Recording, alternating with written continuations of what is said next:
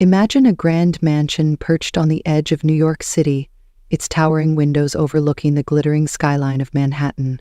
This is the Sterling estate, home to Lauren Hayes, a woman who has spent the last 5 years of her life in a quiet, lonely vigil.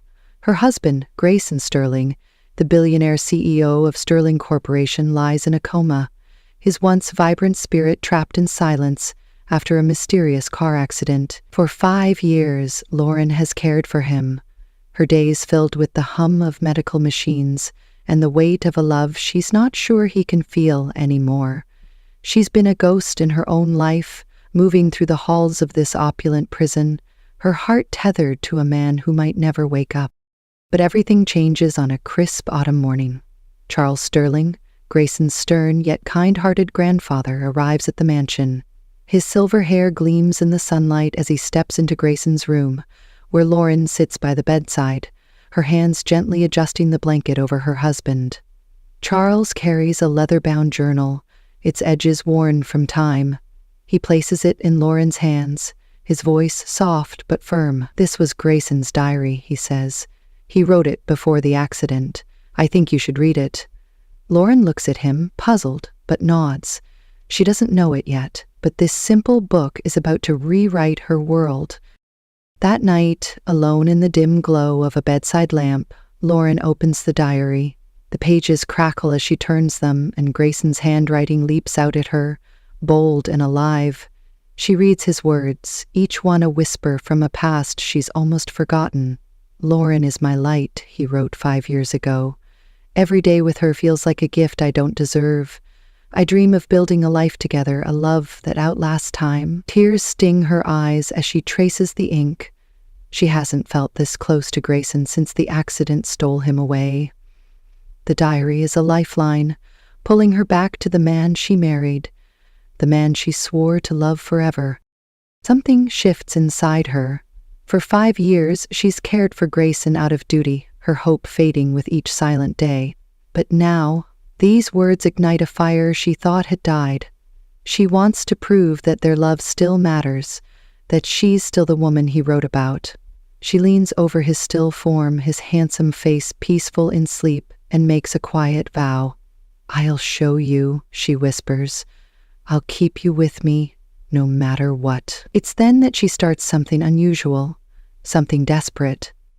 Every day, she takes a sip of water, holds it in her mouth, and gently presses her lips to his, letting the droplets trickle past his lips. It's not medical, not scientific, just a strange, tender ritual born from love and longing. She believes, somehow, that it keeps him alive, that it ties her soul to his. What Lauren doesn't know is that Grayson isn't as lost as she thinks. A year ago, in a secret recovery home in the Hamptons, he opened his eyes. Dr. Ellis, a trusted physician loyal to the Sterling family, had been by his side, helping him regain his strength in private. The accident 5 years ago left him broken, but his mind stayed sharp. He could have returned to the world, reclaimed his life as the powerful CEO he once was, but he didn't. Instead, he made a choice. He'd heard whispers, rumors, that Lauren might not be the devoted wife she seemed. Vanessa Pierce, his ex-fiancée, had planted seeds of doubt, claiming Lauren stayed only for the Sterling fortune. Grayson needed to know the truth. So he came back to the mansion, slipped into his old bed, and pretended to still be lost in a coma, watching her every move. For a year he's lain there, silent and still, feeling her presence, listening to her soft words. He's felt her lips against his, the cool water she offers in that strange, intimate way. It's a secret he keeps locked inside, a test he's set for her. Is she the woman he loved, the one he poured his heart into in that diary? Or has she become someone else in the 5 years he's been gone? As Lauren sits by his side, reading his words and vowing to fight for their love, Grayson lies awake behind closed eyes, his heart torn between trust and suspicion. The stage is set, and neither of them knows that a single moment, a single kiss, is about to change everything. The Sterling mansion feels different now. Alive with a quiet energy Lauren hasn't felt in years. It's been a week since she started reading Grayson's diary, and every page fuels her resolve. She's not just a caretaker anymore. She's a woman fighting to reclaim the love she once knew. The grand halls echo with her footsteps as she moves with purpose, her mind set on protecting what's left of the Sterling legacy. Grayson lies still in his room, his breathing steady, his face a mask of calm. Lauren doesn't know his eyes follow her when she's not looking, that he's been awake for a year testing her every move. But today, that fragile piece is about to shatter. The doorbell rings, a sharp sound cutting through the morning silence. Lauren opens the heavy oak door to find Miles Thornton standing there, his slick smile as oily as his tailored suit. Miles is her ex-boyfriend from years ago, a man she dated briefly before Grayson swept her off her feet. He's a shark in the New York business world, always circling for a profit. "Lauren," he says, his voice smooth like honey, "you're looking radiant. Mind if I come in?" She stiffens, her instincts screaming trouble, but she steps aside. "What do you want, Miles?" she asks, crossing her arms. He strolls into the foyer, his eyes scanning the marble floors and crystal chandeliers like he's pricing them. "I heard Sterling Corp is on shaky ground," he says. 5 years without Grayson at the helm, it's no surprise. I'm here to help." Lauren narrows her eyes. "Help? You mean take advantage?" Miles chuckles, unfazed. "Call it what you want. I've got investors ready to buy out Sterling Corp. You'd walk away with a nice cut, enough to start over. Grayson's not coming back, Lauren. You don't have to play the grieving widow anymore." His words sting, but they also light a fire in her. She thinks of the diary, Grayson's promises of forever, and her own vow to keep him alive. "This is his company," she snaps. "Our company. I'm not selling it to you or anyone else." Miles steps closer, his smile fading. "Think about it. You're alone, running out of time. I can make this easy." Lauren squares her shoulders, her voice cold. "Get out, Miles, now." He lingers for a moment, then shrugs. "Your loss," he says, and walks out, leaving a chill in the air. She slams the door behind him, her heart pounding. Miles isn't just a vulture, he's a threat. Sterling Corp has been struggling since Grayson's accident, its stock dipping lower each month. Lauren knows she can't let it fall into his hands. She heads back to Grayson's room, sitting by his side, her fingers brushing his hand. "I won't let him take this from us," she whispers. "I'll fight for you." Grayson hears every word, his chest tightening. He's watched her for a year, waiting for signs of betrayal, but this is the Lauren he fell in love with, fierce and loyal. Yet doubt still gnaws at him, planted by whispers from his past. Days later, another storm brews. Lauren is in the kitchen brewing coffee when the doorbell rings again. This time it's Vanessa Pierce, Grayson's ex-fiancée, stepping into the mansion like she owns it. Vanessa is stunning, her blonde hair cascading over a designer coat, her heels clicking with authority. She's been gone for 5 years, living in Paris, but now she's back, her green eyes sharp with intent. "Lauren," she says, her tone dripping with fake warmth. "It's been too long." Lauren sets her mug down, wary. "What brings you here, Vanessa?" Vanessa smiles, but it doesn't reach her eyes. "I heard about Sterling Corp. Thought I'd check in. Grayson was my fiancé once, you know. I still care." Lauren bristles at the word fiancé. Vanessa and Grayson were engaged years ago, before Lauren entered the picture. The breakup was messy, and Vanessa never forgave her for taking Grayson away. "He's my husband," Lauren says, her voice steady. "I've got this under control." Vanessa tilts her head, studying her. "Do you? 5 years is a long time to play nurse. People talk, Lauren. They say you're only here for the money, that you've been waiting for him to die." The accusation hits like a slap, but Lauren holds her ground. "You don't know me," she says, "and you don't know us." Vanessa laughs, a brittle sound. "Oh, I know more than you think." Grayson deserved better than this limbo. Maybe he still does. Lauren's hands clench into fists. "Get out," she says, echoing her words to Miles. Vanessa smirks, turning to leave. "Think about what's best for him," she calls over her shoulder. "I'll be around." The door closes and Lauren sinks into a chair, her mind racing. Vanessa's words cut deep, stirring doubts she's tried to bury. Has she been good enough for Grayson? Does he deserve more than this half-life she's given him? She doesn't see Grayson's eyes flicker open for a moment, watching her wrestle with her thoughts. He's heard Vanessa's poison before. Her letters to Charles claiming Lauren's loyalty was a lie. It's why he's testing her, why he's stayed silent for a year. But seeing her now, defiant against Vanessa, he feels a pang of guilt. Lauren doesn't waste time. She heads to the study, pulling out files on Sterling Corp. The company's finances are a mess, bleeding money since Grayson's accident. Miles and Vanessa aren't wrong about its weakness, but she refuses to let them win. She spends hours poring over reports, her coffee growing cold. She's no business genius, but she's determined to find a way. Grayson taught her resilience, even if he doesn't know it now. She glances at a photo on the desk. Their wedding day 5 years ago. Her in white, him beaming. "I'll fix this," she says to the picture. "For you." Meanwhile, Grayson lies in his bed, replaying the day in his mind.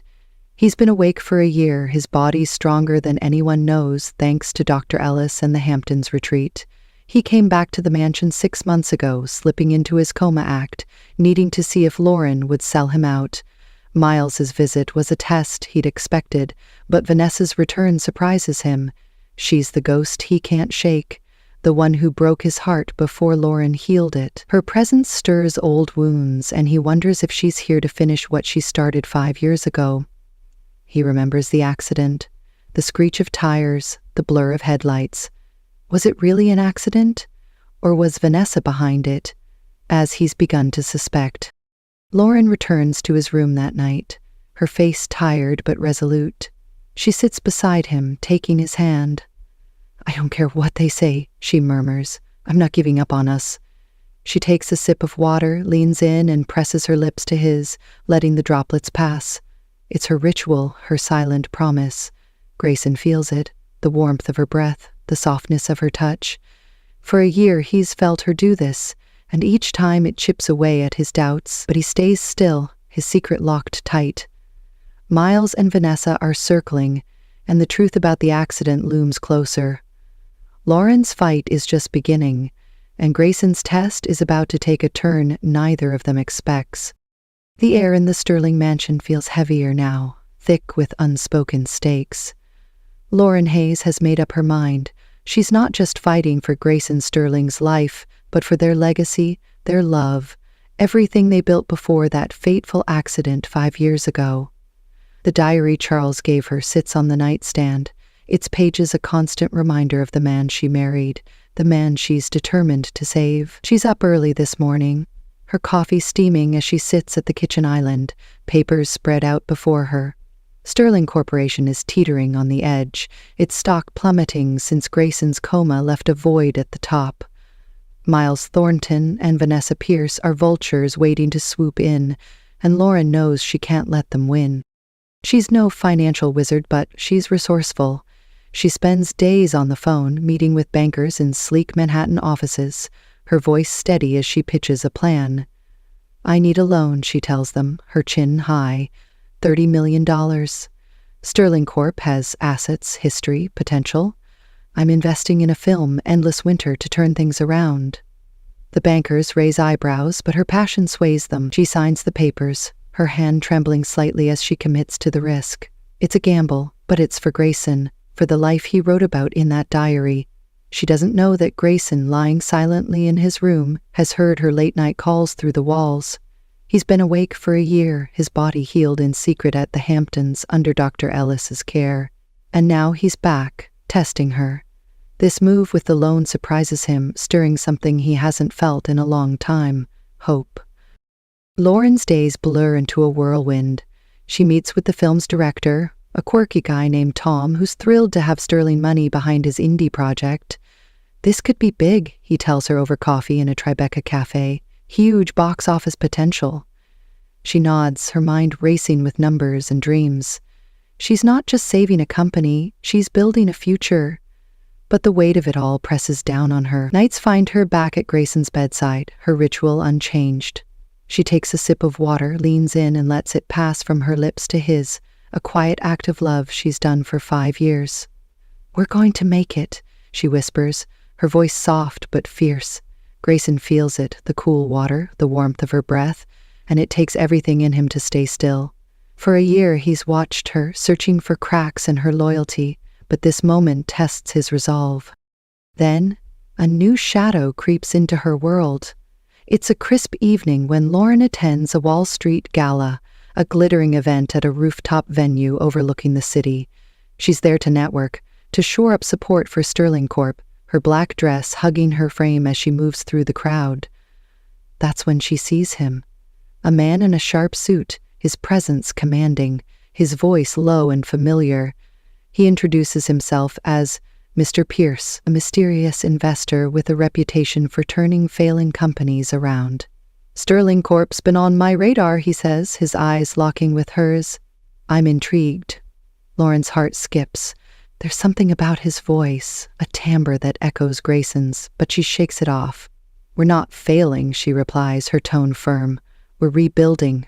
He smiles, a flicker of something unreadable in his gaze. "I like a fighter," he says, and walks away, leaving her unsettled. Grayson, of course, is Mr. Pierce. He's been playing this role for months, slipping into the business world to gather intel, to see if Lauren would sell out to men like Miles.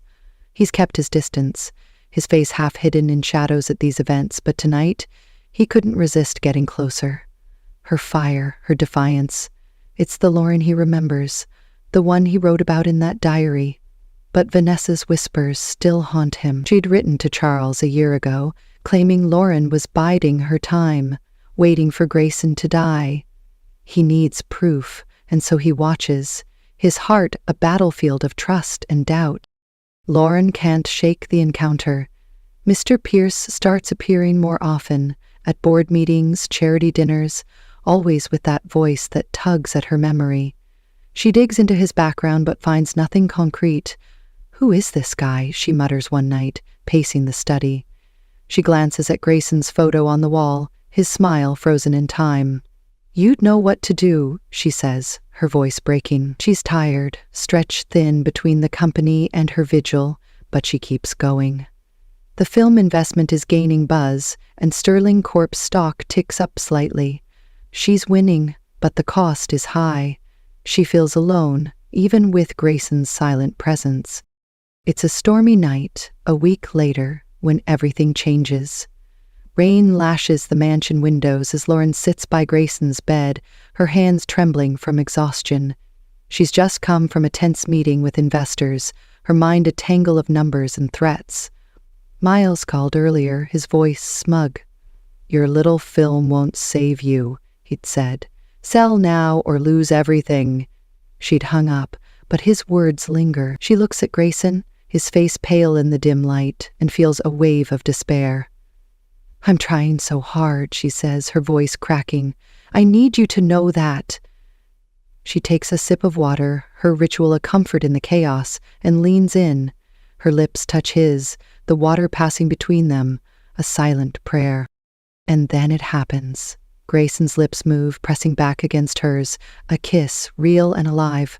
Lauren gasps, pulling away, her eyes wide. His eyes flutter open, meeting hers, and for a moment the world stops. "Grayson?" she whispers, her voice shaking. He nods, his voice hoarse from disuse. "I'm here." She stares, disbelief crashing over her. "You're awake? How long?" He sits up slowly, his strength surprising her. "A year," he says, his gaze steady. "I woke up a year ago." Lauren's breath catches, her mind reeling. "A year? And you didn't tell me?" Anger flares, hot and sudden. "I've been killing myself to keep us afloat, and you've been awake this whole time?" Grayson reaches for her hand, but she pulls back. "I had to know," he says, his voice low.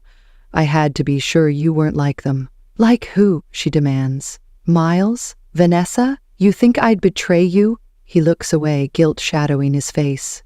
"Vanessa said things," he admits. "She told Charles you were waiting for me to die, that you'd sell out.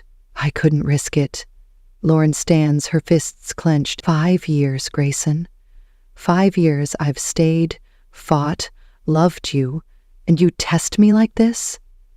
She turns to leave, but his voice stops her.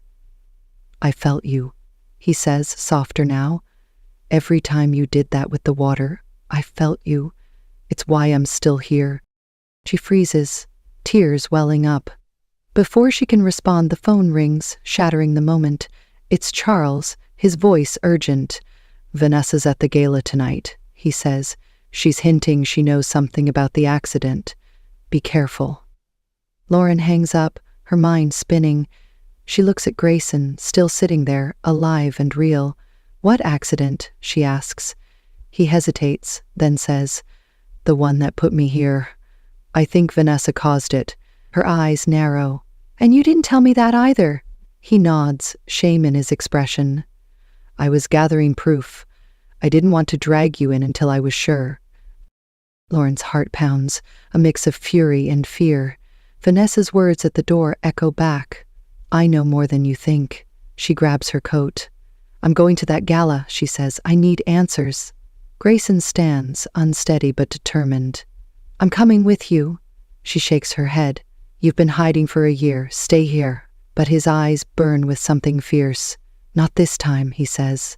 They lock eyes, the air charged with everything unsaid. Lauren doesn't know it yet, but Vanessa's hint is about to unravel a truth that will push them both to the edge.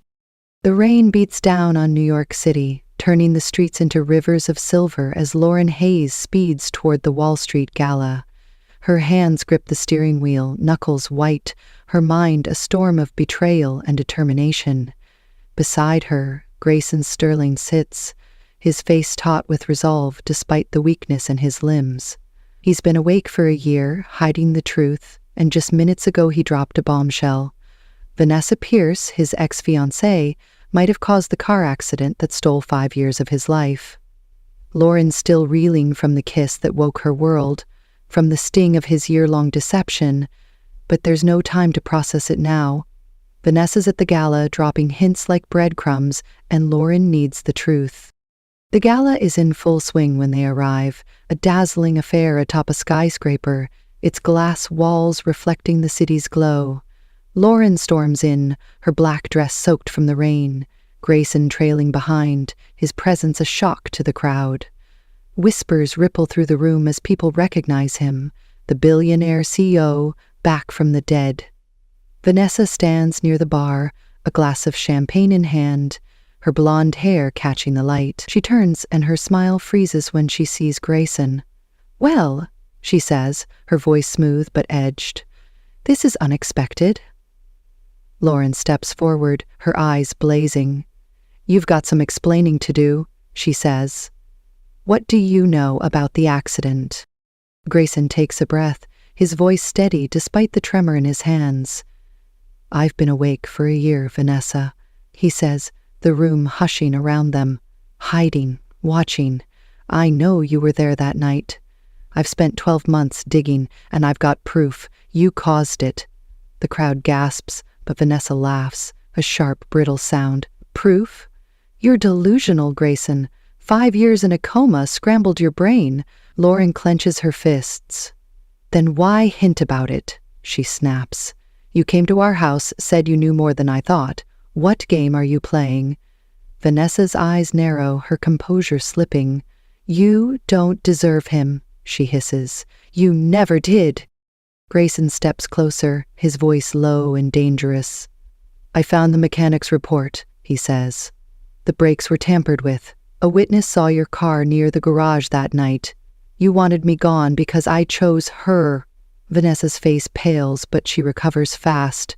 "Lies," she says. "You can't prove anything." Lauren feels a surge of anger, but before she can speak, Grayson grabs her hand. "I didn't tell you," he says, turning to her, "because I wanted to handle it alone. I thought you'd leave if you knew how dark this got, but I was wrong. I should have trusted you." His words hit her hard, softening the edge of her fury, but the moment is cut short. A shadow moves in the crowd, and suddenly, Miles Thornton emerges, his eyes glinting with menace. "Enough of this," he says, pulling a sleek pistol from his jacket. The room erupts in screams as guests scatter. "You should have stayed asleep, Grayson," Miles snarls. "Sterling Corp was mine for the taking until you woke up." Lauren's heart stops as Miles aims at Grayson, but she doesn't hesitate. She lunges, shoving Grayson aside just as the gun fires. The bullet grazes her arm, a hot streak of pain, and they crash to the floor. Grayson scrambles to shield her, his strength faltering but his will ironclad. "Stay down," he growls, but Lauren's already pushing back, her adrenaline surging. Security bursts in, tackling Miles, but he fights like a cornered animal, shouting, "Vanessa promised me the company!" The guards wrestle the gun away, pinning him as he spits curses. Lauren clings to Grayson, blood seeping through her sleeve, her breath ragged. "You idiot," she says, her voice shaking. "You could have died." He looks at her, his eyes fierce with something raw. "Not while you're here," he says. The chaos slows, but Vanessa slips toward the exit, her heels clicking fast. Grayson spots her, his jaw tightening. "She's not getting away," he says, staggering to his feet. Lauren grabs his arm. "We do this together," she insists, and he nods, a flicker of trust breaking through. They chase Vanessa into the night, the rain soaking them as she ducks into a waiting car. Grayson flags down a cab and they follow, the city blurring past. "She's headed to Brooklyn," he says, his voice grim. "I tracked her accounts. She's got a hideout there." Lauren's arm throbs, but she pushes the pain aside. "Why?" she asks. "Why go this far?" Grayson's hands clench. "She loved me once," he says. "When I chose you, it broke her. The accident was her revenge." The cab screeches to a stop outside an abandoned warehouse, its windows dark and shattered. Vanessa's car idles ahead, and they step out, the rain masking their approach. Inside the warehouse is a cavern of shadows, the air thick with damp and rust. Vanessa's voice echoes as she paces, phone pressed to her ear. "Miles failed," she snaps. "Get me out of here!" Lauren and Grayson creep closer, but a floorboard creaks, and Vanessa spins, her eyes wild. "You," she says, pulling a knife from her purse.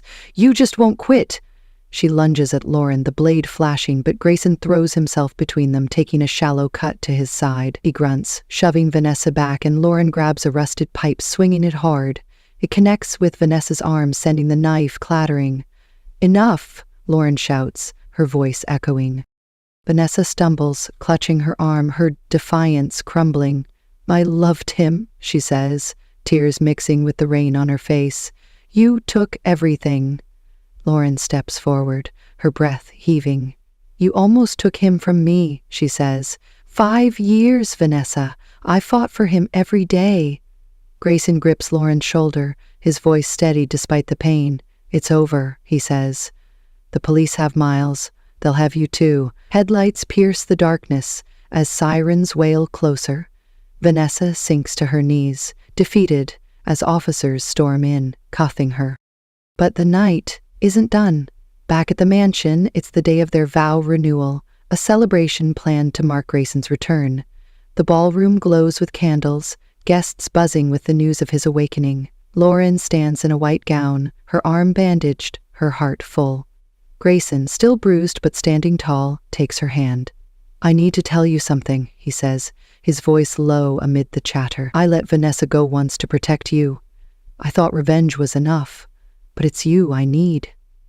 Lauren's eyes soften, the hurt of his secrecy fading. "You scared me," she says. "Hiding like that." He nods, guilt in his gaze. "I know. I should have trusted you sooner." Before they can finish, a crash echoes from the foyer. Miles bursts in, freed from custody by a bribe, his face twisted with rage. "You think you've won?" he yells, pulling a hidden blade.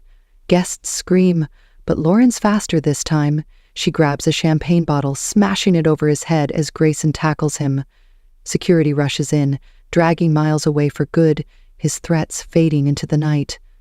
Lauren and Grayson collapse together, breathless, their hands entwined. "No more secrets," he says, his forehead against hers. She smiles, shaky but sure. "No more," she agrees. The ceremony begins, and they stand before the crowd, rain still dripping from the windows. Grayson takes her hands, his voice clear. 5 years ago, I lost you to that accident, he says. A year ago, I woke up, afraid to trust, but you never stopped fighting. I choose you, Lauren, now and always. Tears slip down her cheeks as she speaks. I stayed for you, she says. Every day, every drop of water, it was for us. I choose you too. They kiss, a vow sealed in the storm they've survived, the crowd erupting in cheers. The danger is gone, but the real test lies ahead, rebuilding their love from the ashes of secrets and revenge. The Sterling mansion glows under the soft light of dawn, the storm of the previous night finally giving way to a crisp, golden morning. Inside, the ballroom is still abuzz from the chaos of the vow renewal, where Lauren Hayes and Grayson Sterling face down Miles Thornton's final, desperate attack. The shattered champagne bottle lies in a corner, a silent testament to their victory. But the air now hums with a different energy. Relief, hope, and the promise of a new beginning. Lauren stands by the grand windows, her white gown slightly torn, her bandaged arm a badge of her courage. Grayson is beside her, his side patched up, his suit rumpled but his presence steady. They've survived the night, but the weight of 5 years and one hidden year lingers between them. Guests linger in small clusters, their whispers a mix of awe and excitement. Grayson Sterling, the billionaire CEO thought lost forever, is back, and Lauren, his unwavering wife, has proven her love in ways no one expected. Charles Sterling approaches, his silver cane tapping the floor, his eyes misty with pride. "You two," he says, his voice gruff but warm. "You've turned this old man's heart upside down. I never doubted you, Lauren." She smiles, a tired but genuine curve of her lips. "Thank you, Charles," she says. "That diary saved us." He nods, patting Grayson's shoulder. "You've got a fighter here, son. Don't let her go again." Grayson meets his grandfather's gaze, a silent vow in his eyes, then turns to Lauren. The crowd hushes as Grayson takes her hands, pulling her away from the windows to the center of the room. His touch is firm, grounding her after the whirlwind of danger. "I need to say this," he begins, his voice carrying over the murmurs. "In front of everyone." Lauren's breath catches, her heart pounding as he continues. 5 years ago, that accident took me from you. I was gone, lost in darkness, and for a year after I woke up, I stayed hidden. I was a fool, Lauren. I let Vanessa's lies twist me, made me doubt the one person who never gave up. His voice cracks and he pauses, steadying himself. I woke up a year ago in the Hamptons, thanks to Dr. Ellis. I could have come back then, but I didn't. I was afraid you'd changed, afraid you'd stayed for the money, not me. Lauren's eyes fill with tears, but she doesn't pull away. "Grayson," she starts, but he shakes his head, needing to finish. "I came back 6 months ago," he says. "Slipped into that bed, pretended I was still gone. I wanted to see the truth, and every day I saw it. You fought for Sterling Corp, faced down Miles, stood up to Vanessa. Every night I felt you, that water you gave me, your lips on mine. It wasn't just water, Lauren. It was you, keeping me alive, reminding me who I was." His hands tighten around hers, his voice dropping to a raw whisper. "I let Vanessa go last night, gave up revenge, because I realized something. It's not about her, or the past. It's about you. I choose you, now and always." The room is silent, every eye on them, but Lauren only sees him. Her tears spill over, and she steps closer, her voice trembling but strong. 5 years, she says. 5 years I stayed. I didn't know if you'd ever wake up, but I couldn't leave. That diary showed me the man I loved, and I fought for him every day. When Miles came, when Vanessa taunted me, I kept going. And that water?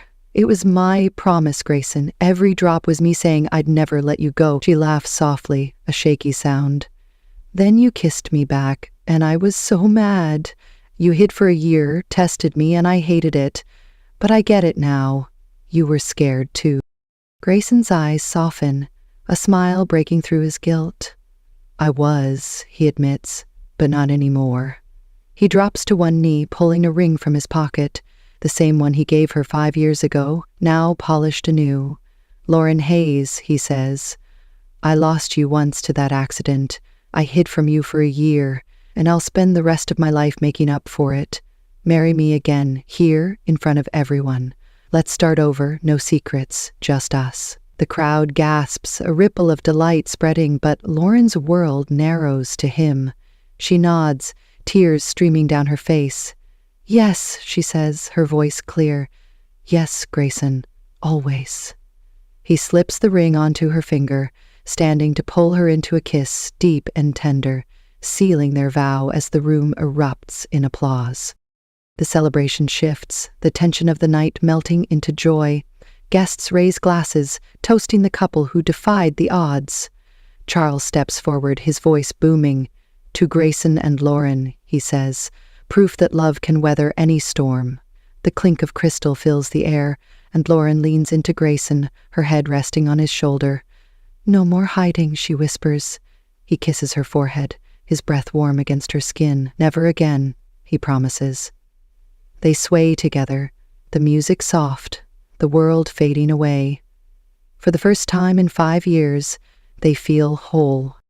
Days turn into weeks, and Sterling Corp begins to heal. Lauren's gamble on endless winter pays off in a way no one saw coming. The film hits theaters, its indie charm and gripping story drawing crowds across the country. Critics rave, calling it a sleeper hit, and the box office numbers soar.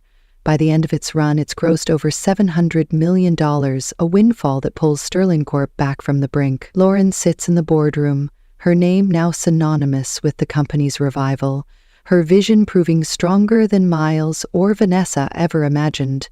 Grayson watches her from across the table, pride in his eyes. "You did this," he says later in the quiet of their office.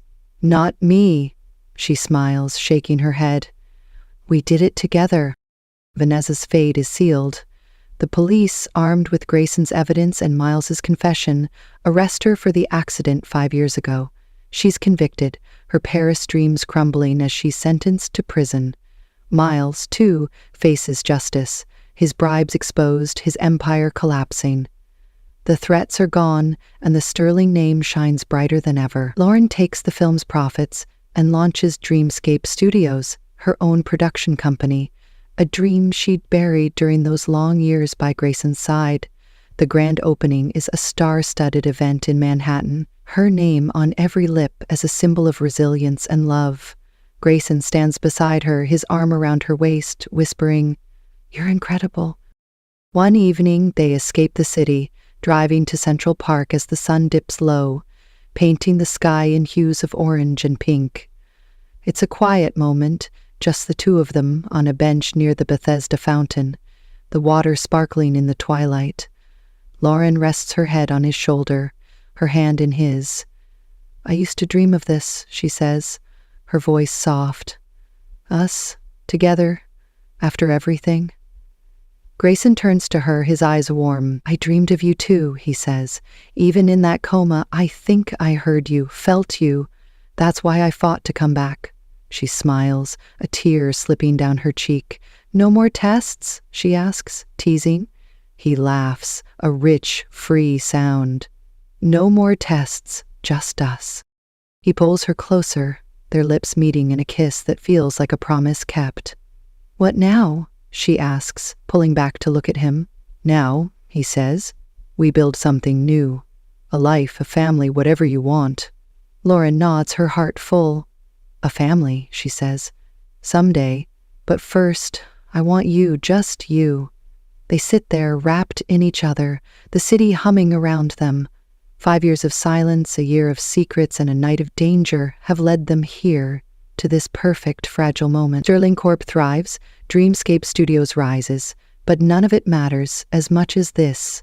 Lauren and Grayson, together at last, their love stronger than ever, a bond forged in the fire of their past and shining bright in the promise of their future. And there you have it, the incredible journey of Lauren Hayes and Grayson Sterling, a love story that defied the odds, survived the darkest storms, and emerged stronger than ever.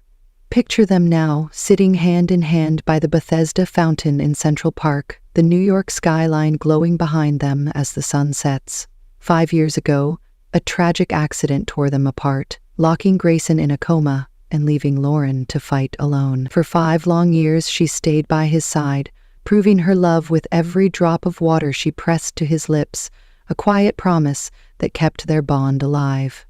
And then, a year ago, Grayson woke up.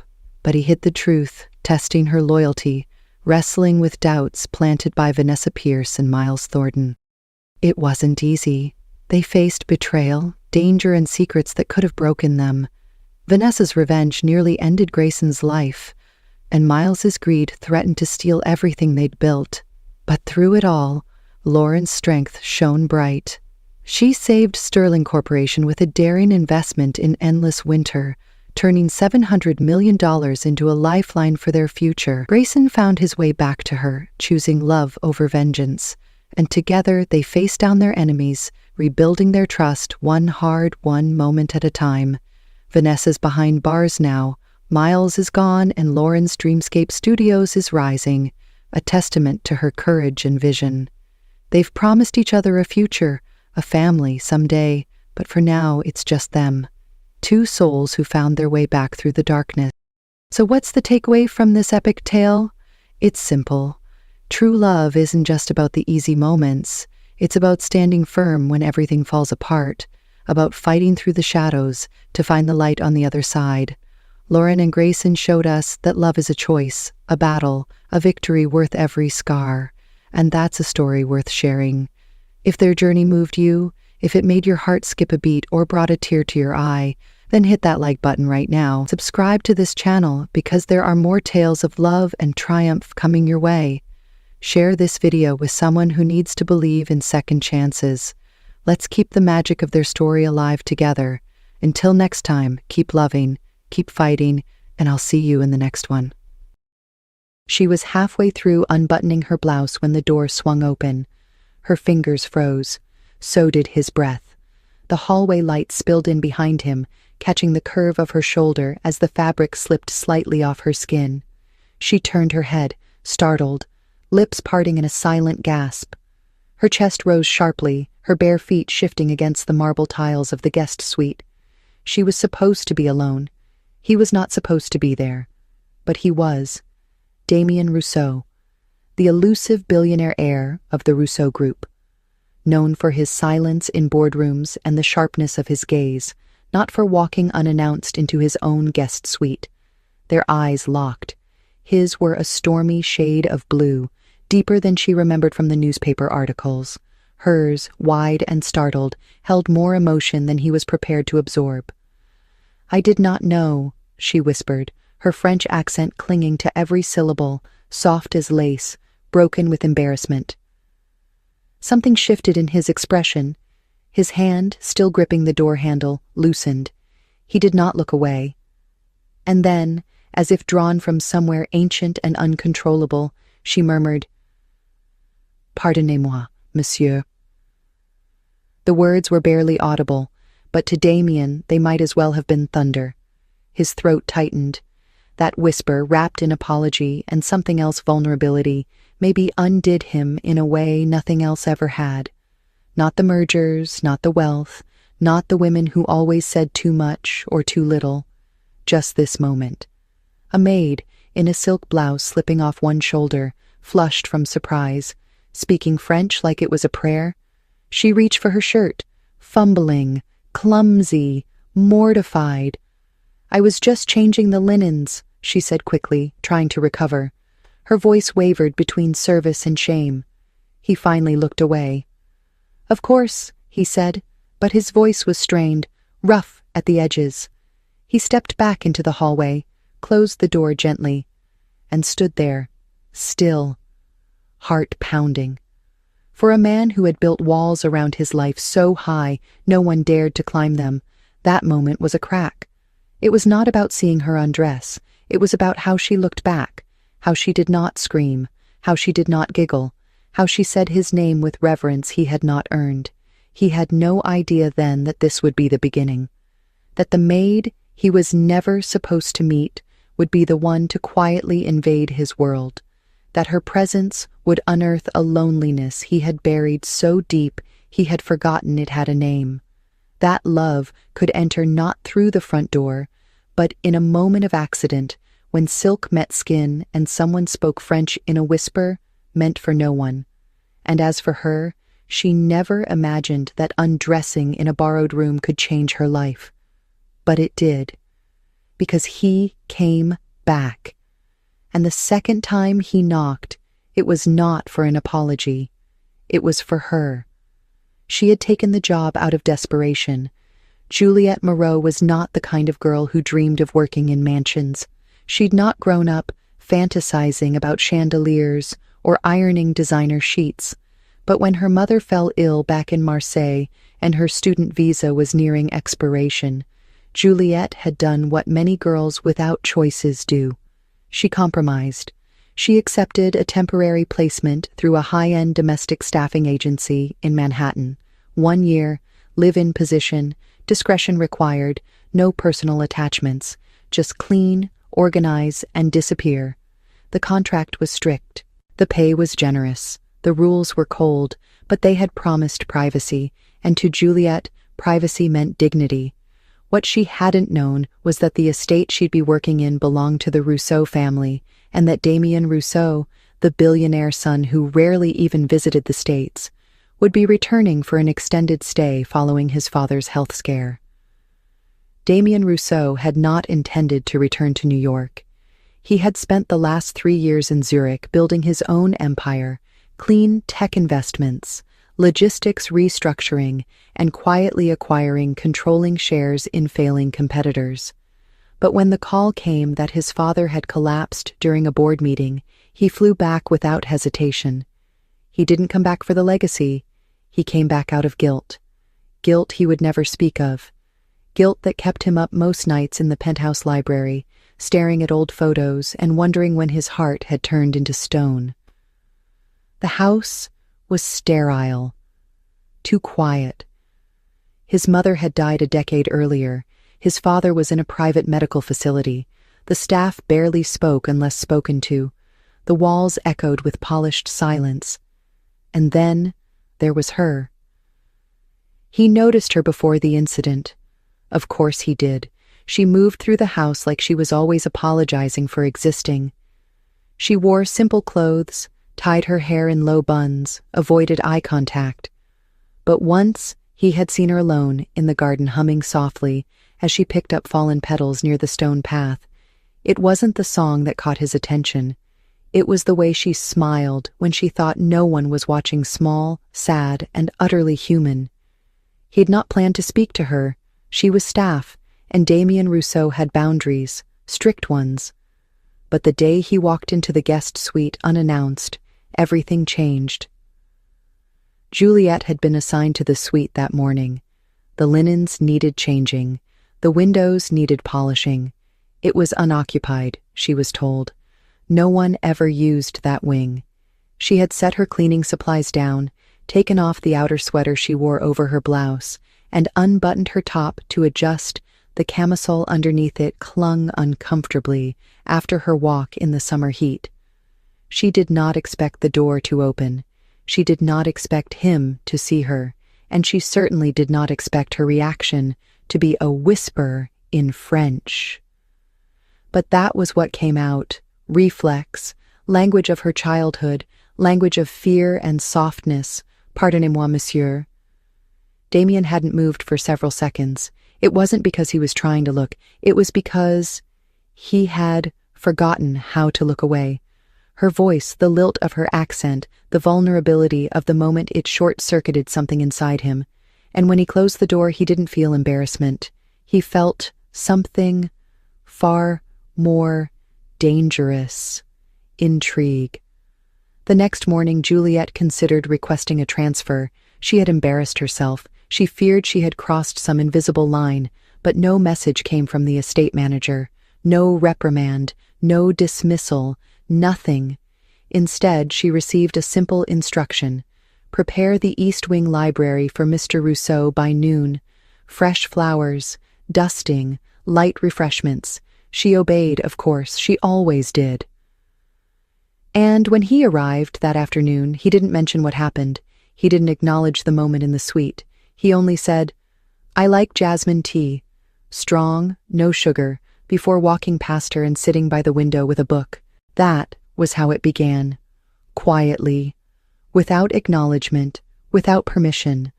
A strange new rhythm between them formed in the silence. She became assigned to his spaces more frequently.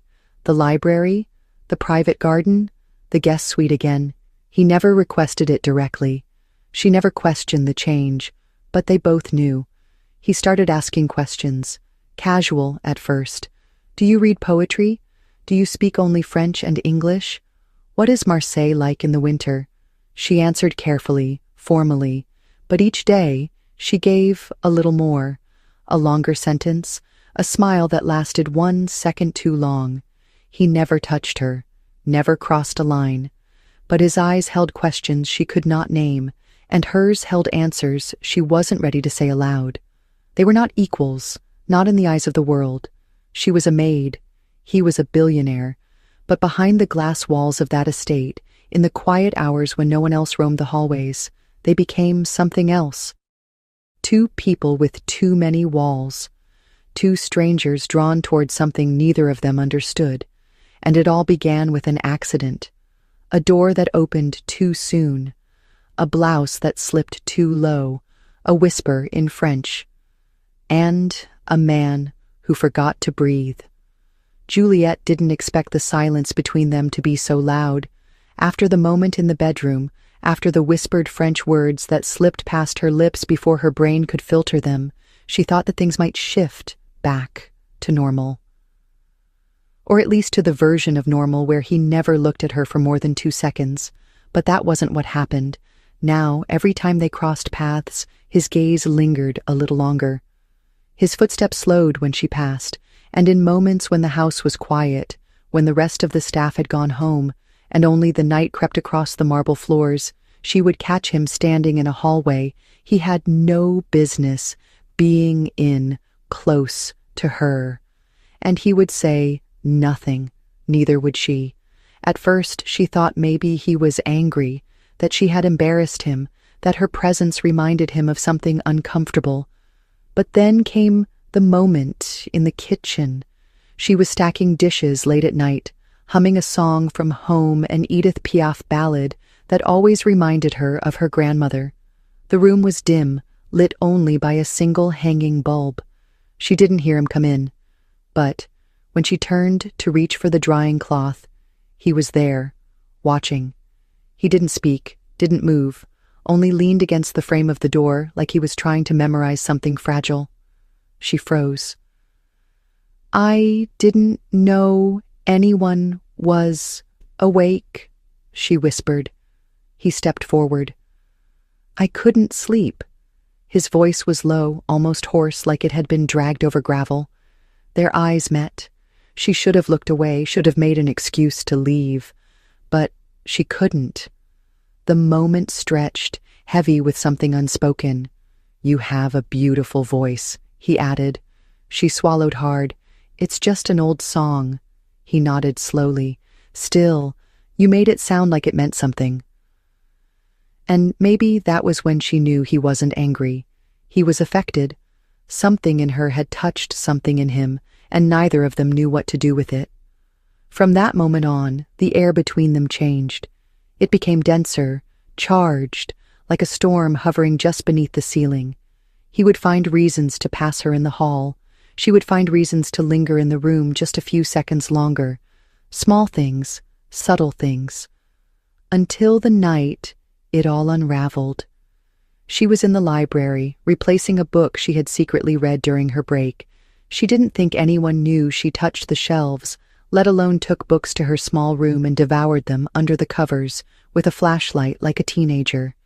But as she reached to slide the novel back into place, a voice behind her said, "I wondered who was reading my first editions." She turned, startled. Damien stood in the doorway, sleeves rolled, no tie, 2 buttons undone. Casual, but not careless. "I'm sorry," she said quickly. I always put them back exactly. I'm not upset, he interrupted gently. I just didn't expect you to choose Proust. She flushed. It was the only French one. He stepped into the room. You speak it like a secret. She blinked. What? French? You speak it like you're confessing something you don't want anyone to hear. Her breath hitched. Maybe because I've learned it's safer that way. He said nothing at first. Then he moved closer, slow, deliberate, like approaching a frightened animal. You said something the first time we met in French. What did it mean? She looked down, heart racing. It doesn't matter. It does to me. She looked up, met his eyes. It meant I wasn't ready to be seen. That stopped him. The room felt smaller, tighter. And now? He asked softly. Now I'm not sure if I want to disappear or stay exactly where I am. The confession cracked something open. His expression shifted, less guarded, more raw. Juliet, he said, and the sound of her name in his voice made her knees weaken. Do you know what you did to me? She didn't respond. Couldn't.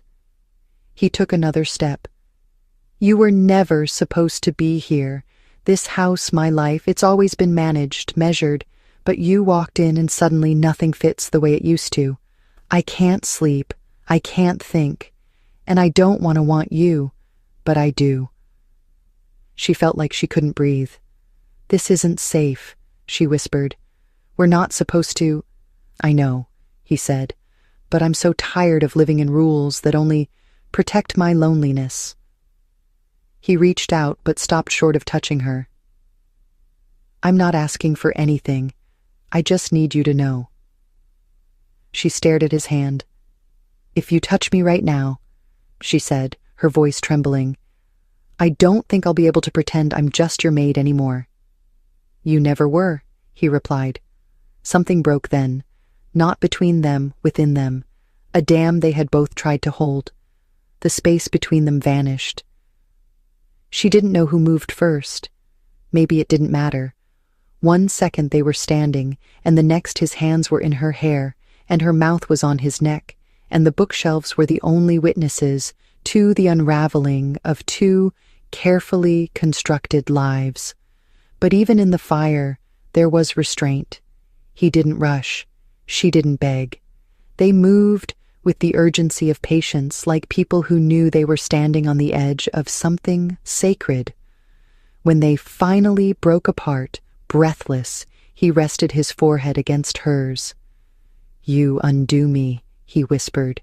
You make me forget who I've been. She didn't know what to say. Her heart beat like thunder. And when she returned to her room that night, she didn't cry or shake or regret. She just lay on her small bed, fingers still tingling, skin still burning, and thought, this isn't over. But the next morning, everything changed. He avoided her, completely. No hallway glances, no kitchen conversations. He left the house early, came back late, for days. It was like she had imagined the whole thing, and it hurt more than she thought it would, not because she expected anything, but because he made her feel like she mattered, and then made her feel like a mistake. She went about her duties, quieter, smaller. Mia, the other maid, noticed. You okay? She asked one afternoon. You're folding towels, like they hurt you. Juliet forced a smile. Just tired. But tired wasn't the word. Heart sore, maybe, confused, embarrassed, angry, all of it.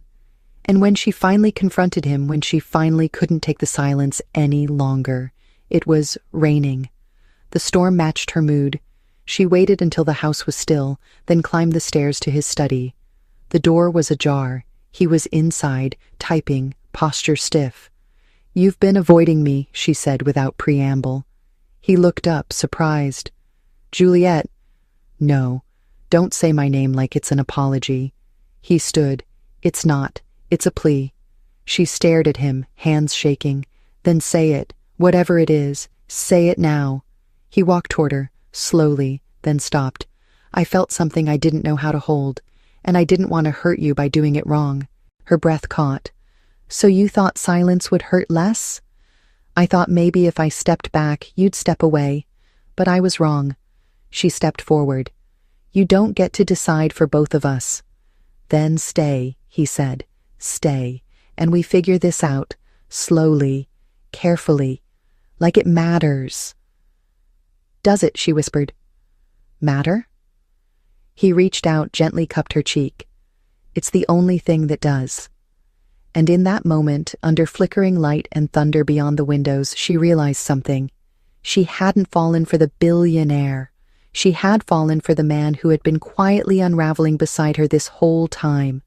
The storm didn't stop that night. Outside the mansion, the wind clawed at the windows and rain pelted the glass, like it was trying to drown the silence. But inside Damien's private study, the world had narrowed to the space between him and Juliet. She hadn't moved since he touched her cheek. He hadn't let go. There was no kiss this time. No breathless urgency. Just the weight of two people standing in a truth they hadn't dared to speak before. She whispered, "What do we do now?" He dropped his hand, but not his gaze. "We stop pretending this was just a moment. It wasn't. And we stop letting silence do the talking for us." She nodded, but her heart was racing. "I don't want to be a secret," she said, quieter now. "I've lived too long in other people's shadows." His expression shifted, like her words had landed somewhere deep. "Then let me bring you into the light. But first, I need to tell you something." He crossed the room, pulled out a small key from a drawer, and opened a cabinet she'd never seen before. Inside were documents, photographs, and something that looked like an old leather notebook. He took it out, turned it in his hands like it carried weight he wasn't ready to release. "You asked me once why I built this house with so many locked rooms," he said. "I told you it was for privacy. That was only half the truth." She didn't speak, only watched. This house was never meant to feel like home. It was meant to keep the past out, but it followed me anyway. He handed her the notebook. "Open it." She did. Inside were sketches, pages and pages of them, drawings of a woman's face, the same woman, over and over, sometimes smiling, sometimes crying, sometimes sleeping. Her breath caught. "Who is she?" "My mother," he said.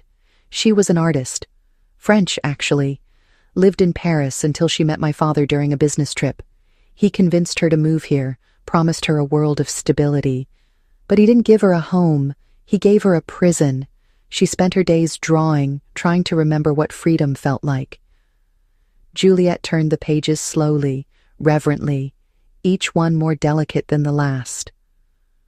"She died when I was 17, Damien continued, "and I promised myself I would never let someone I cared about feel trapped again." He ran a hand through his hair.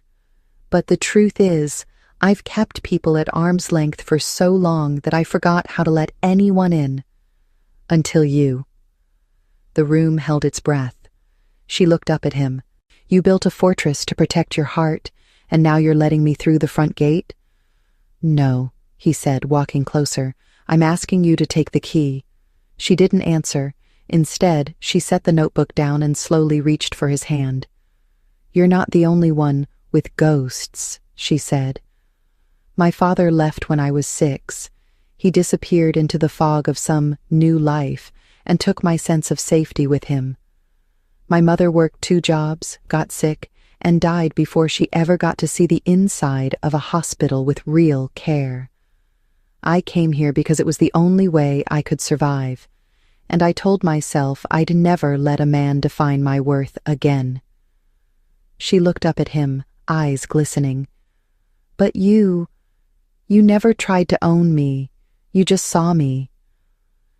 His fingers tightened gently around hers. They stood that way for what felt like forever, just holding each other's truths. And when she finally leaned her head against his chest, he exhaled, like he'd been waiting to breathe since the day they met. The storm raged, but inside it was quiet, and for the first time, That quiet didn't feel like something to be afraid of. The next morning, he made coffee for her, not his assistant, not his maid. For her. She sat barefoot on the leather sofa, wrapped in one of his sweaters, watching him move through the kitchen like he wasn't the same man who once avoided eye contact. "You're doing that wrong," she teased, pointing at the way he stirred. He looked back over his shoulder. "Says the girl who put cinnamon in her espresso." "It's a French thing," she said with a smile. "So is flirting over bad coffee," he replied. She laughed softly, and for a moment, the whole world shrunk to the sound of it. They didn't rush into anything after that night. No declarations, no plans, just a slow unfolding. She still cleaned the rooms she was assigned. He still took phone calls in his office, but now there were glances that lingered longer than they should have, words that carried double meanings. And at night, sometimes, they would find themselves in the same hallway, at the same time, and walk together without saying where they were going. One evening, he found her in the greenhouse behind the main estate. She sat on the floor, surrounded by small pots she'd started secretly planting. Lavender, rosemary, even a single, struggling tomato vine. "I didn't know you gardened," he said. She didn't look up. "I didn't know I still remembered how." He crouched beside her. "You're full of surprises." "So are you," she replied. "Like, how you keep the door unlocked now." He smiled faintly. "I'm not hiding anymore." She looked at him then. "Neither am I." Their hands brushed as they both reached for the same pot, and in that moment, without warning, he leaned forward and kissed her not with hunger, but with reverence, like she was the only thing that ever made him believe in the softness of the world. Her fingers found his collar, held him there, and when they pulled back, he whispered, "You don't know what you're doing to me." "I think I do," she whispered, "because I feel it too." That night, they didn't sleep in the same bed, not yet, but they stayed close, and as the days passed, the connection deepened, not through passion, but through presence. He asked about her favorite poets. She told him about the line she used to write over and over in her journals as a teenager. "I am not soft because I break. I am soft because I choose to open again." He listened, like every syllable mattered. She asked him about the hardest thing he had to learn. "That money doesn't make you matter," he said, "and silence doesn't make you safe." And then came the moment that changed everything. A call came from one of Damien's board members. A leak. Someone had discovered Juliet's presence in the house. Photos had been taken. Assumptions were being made. "They think you're keeping her," the man said, like a mistress. The word hit Damien like a slap. He slammed the phone down and stared at the wall. And then he went to find her. She was in the laundry room, folding sheets. When he walked in, she looked up, saw his face, and knew. "Tell me," she said. "Someone's trying to destroy this," he said, "to make it look like you're something you're not." "And what am I?" she asked gently. "Someone I care about more than my reputation," he said. "Someone I won't let be erased." She took a slow breath. "Then what do we do?" He walked closer. "We face it, together, not in shadows, not in shame. I won't ask you to disappear. I'll ask you to stay." "And if I say yes," she asked, "then I'll make sure the world knows exactly who you are, not my scandal, not my secret, my choice." And that was the moment she decided, not because he begged, not because he promised protection, but because she saw the man he had been hiding, and he saw the woman she had become. They didn't need headlines or approval. They just needed to be brave, together. The story broke on a Monday. It started as a whisper, an anonymous post on a local gossip site, with grainy photos and just enough truth to spark wildfire. "Billionaire Damien Moreau, seen with French maid behind closed doors," the headline blared. The images weren't explicit, but they didn't have to be.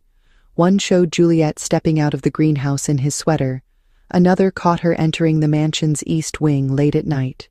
A third showed Damien watching her from the balcony, his expression unreadable but intimate. Within hours, the story hit mainstream digital tabloids, spun into something unrecognizable. The headlines got worse, the assumptions got louder, and the comments, those vicious, bloodless weapons, ripped through Juliet like invisible knives. Of course it's always the maid. Gold-digging French girl lands a billionaire. Wonder what she did to earn that promotion. She didn't cry when she saw it. She didn't scream or run. She simply turned off her phone, stood in the hallway of the house that had become her haven, and waited. He found her there. Damien, who had once ruled boardrooms and silenced entire tables with a single look, stood frozen at the sight of her, not because she was broken, but because she wasn't. "You saw it," she said. He nodded. "Then say it," she whispered. "Say what you're thinking." "I'm thinking I should have protected you," he said, stepping closer. "But I didn't. I thought keeping us quiet would keep you safe." She raised her eyes. "It didn't." He reached for her hand. "I know that now." But she didn't take his hand. Not yet. "Then, what now, Damien? You issue a statement? Deny it? Tell the world I was just a maid you helped out of pity?" "No," he said, voice calm but edged with steel. "I tell the truth." "And what is that?"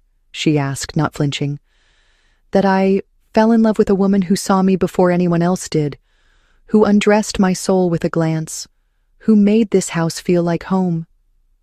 Her breath caught. "You love me?" "I do," he said, no hesitation. "Not as a fantasy, not as a mistake, as a truth I should have spoken sooner."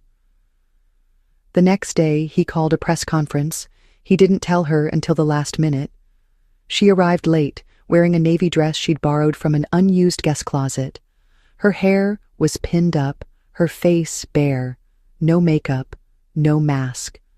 He stood at the podium, surrounded by the glint of camera lenses and the murmurs of a dozen media outlets.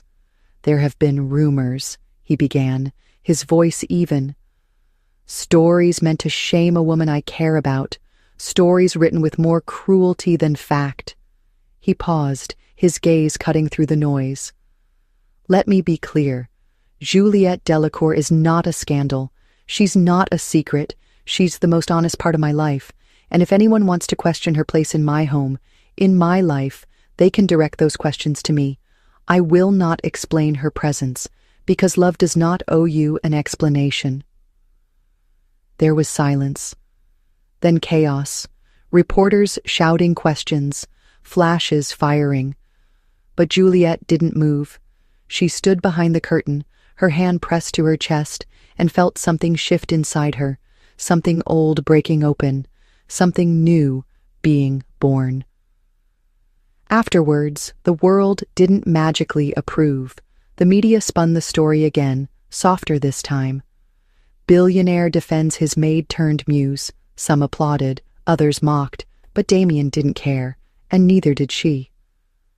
That night, he found her in the guest wing, staring at her own reflection.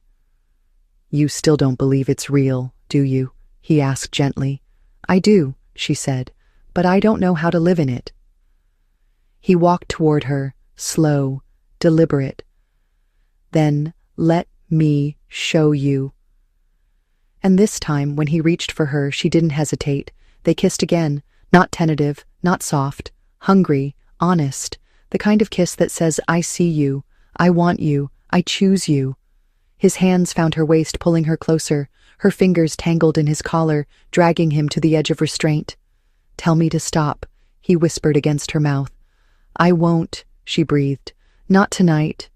He lifted her gently, carried her to the master bedroom, not like she was fragile, but like she was sacred. The room was quiet, golden with lamplight. The storm was gone, but something wilder stirred between them. He sat her on the edge of the bed and reached for the zipper of her dress. "You sure?" he asked. She nodded, then added with a smile, "Mais oui." He laughed softly. "God, the way you say that." The dress slipped from her shoulders, pooling at her waist. He didn't rush. He looked. He memorized. "You're beautiful," he said. "You say it like it's a fact." "Because it is." Her fingers found the buttons of his shirt. "Let me see you too." Piece by piece they undressed each other. Not just skin. Fears, expectations, walls. She touched the scar on his side. He kissed the curve of her spine. They lay on the bed, bare and breathless, but what passed between them wasn't lust. It was something gentler, deeper, the slow unraveling of everything they'd held back. Later, wrapped in sheets and silence, she whispered, "I don't know what comes next." He looked at her, brushed a strand of hair from her cheek. "We write it together." "Without secrets?" "Without shame," he said, "without pretending this isn't real." In the days that followed, everything changed. She was no longer the girl in the uniform. She wasn't hidden. She wasn't silent. He moved meetings to spend mornings with her.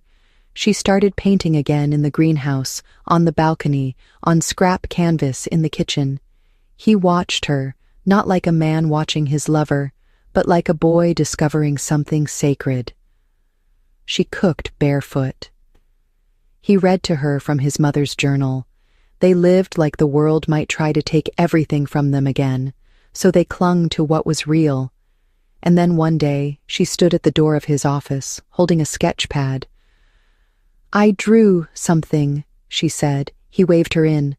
"Let me see." She handed him the paper. It was him, not his face, his hands, his shoulders, his stillness, but drawn in a way that showed how he looked when he listened. How he looked when he wasn't guarded. "You made me look soft," he said. "Because you are," she replied. He set the drawing down. "I want to do something. For you." "Like what?" "Something that makes it clear you're not here by accident." She tilted her head. "I already know that." "But they don't," he said, "and I want them to." 2 weeks later, he named her creative director of his new philanthropic initiative, a fund for underprivileged youth in the arts. Her name was on the press release. Her story was the headline, and when a reporter asked, "How did this all begin?"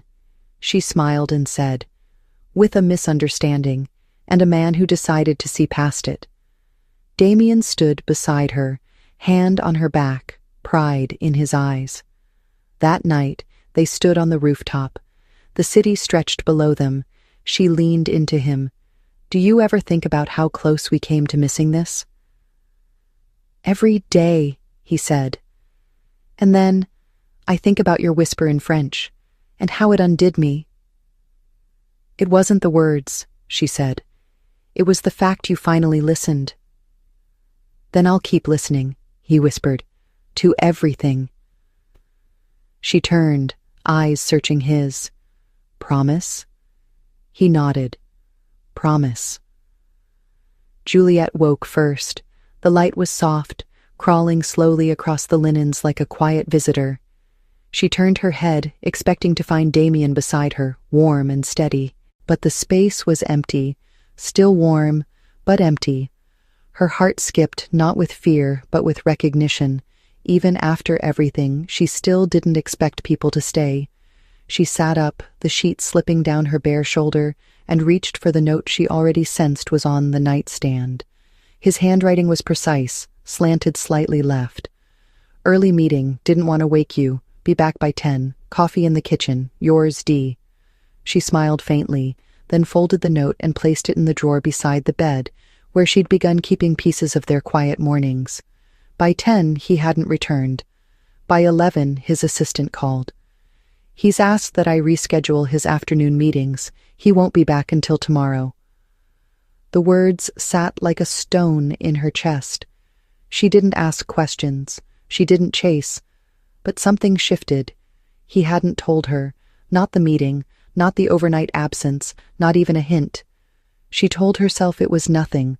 Business. Obligations. But the truth slid in anyway. She was still the girl who'd been mistaken, who was once too invisible to inform, and somewhere in the silence between then and now, it had started to matter. The next day, Damien returned, jaw tight, movements clipped. Something had happened.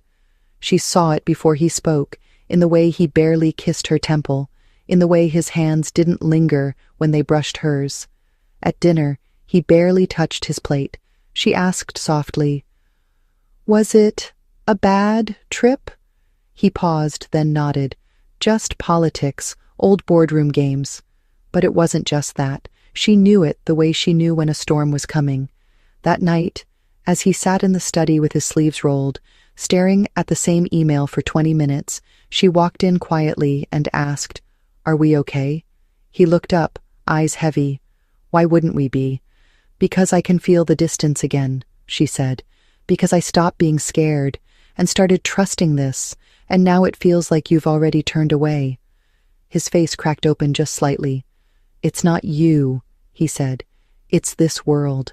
It demands that I make moves before I can explain them." "But I'm not part of that world," she replied. "I'm just part of you." "That's why I tried to keep you separate," he said, voice almost breaking. "Because they won't protect you, not like I want to. So instead of pulling me closer, you pull away," she said, not accusing, just naming. "That's not love, Damien. That's fear." He stood, walked past her, then turned. "Maybe I don't know how to love without breaking things." "Then break me," she whispered. "But don't disappear." 2 days later, he was gone again. No note this time, no coffee, just absence. She stayed in the house alone, walking through rooms that used to hold laughter.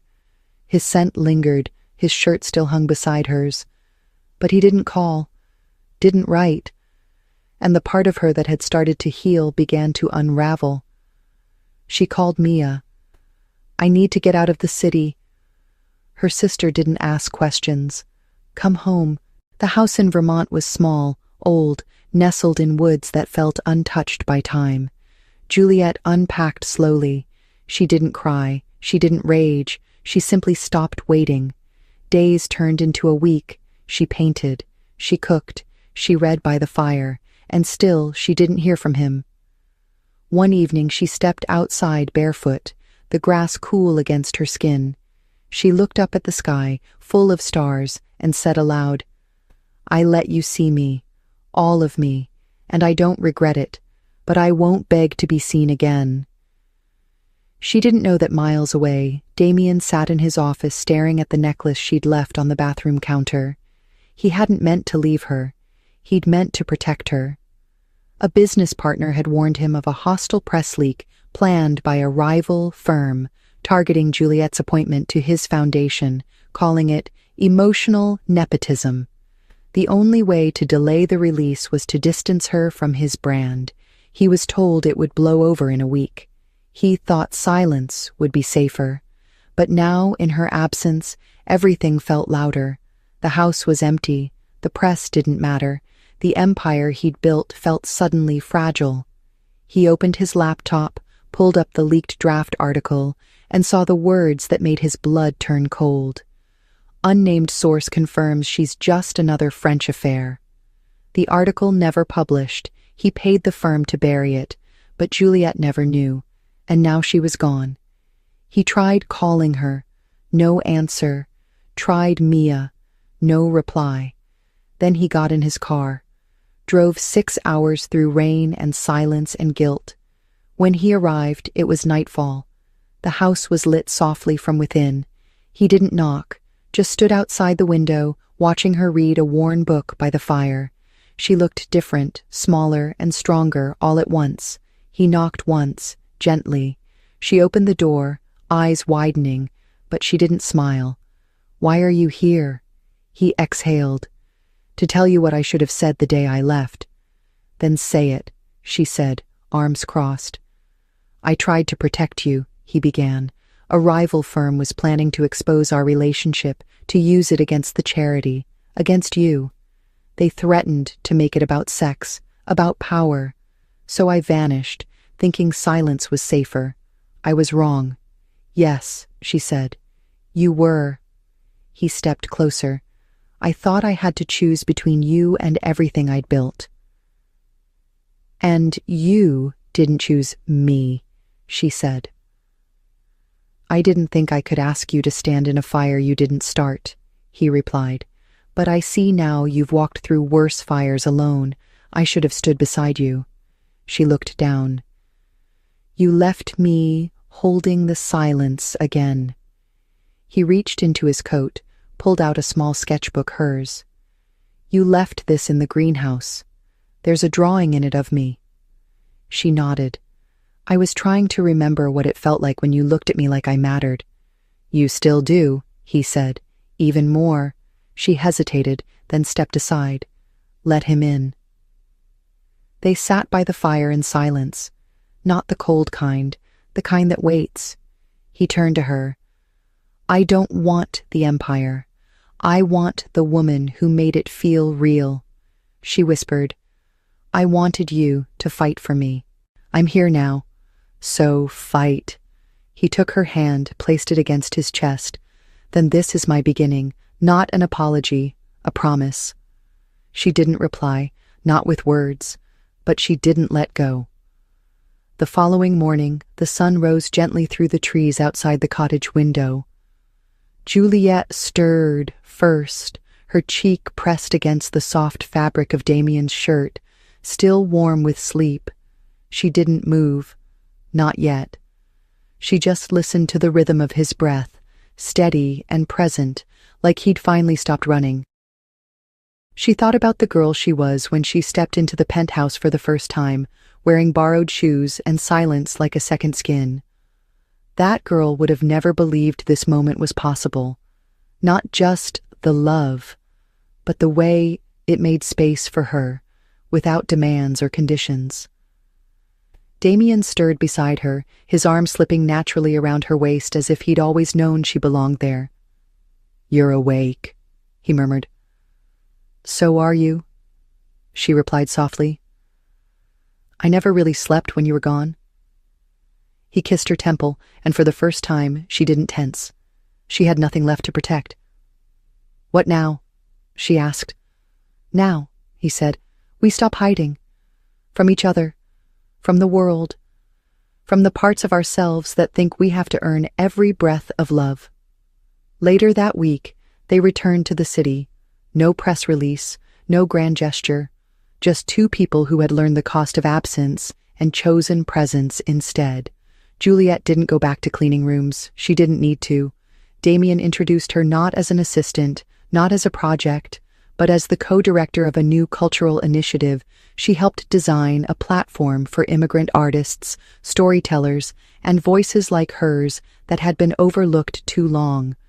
Some people whispered, some questioned, but most listened because they could feel the truth in her voice when she spoke at the launch event. She didn't use perfect English. She didn't wear borrowed clothes. She wore a tailored navy suit, her hair loose, and when she took the stage, she said, I once thought I had to survive quietly. But love taught me that the world listens when you speak from a place you refuse to abandon. Damien stood beside her, not as her rescuer, but as a man who had finally learned how to show up for someone without needing to control the outcome. And when the cameras turned to him, he simply said, She didn't change my life. She reminded me I had one.